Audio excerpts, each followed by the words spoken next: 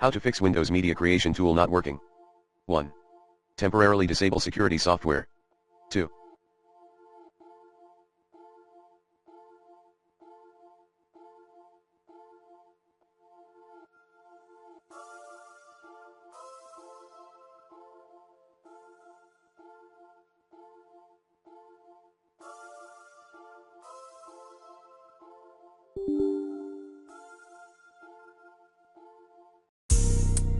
Clear temporary folder.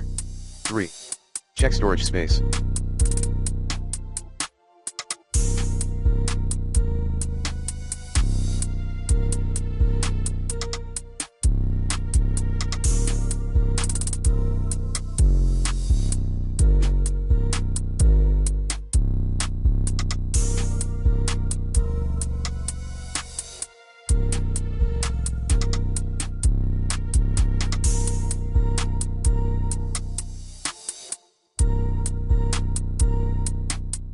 Four.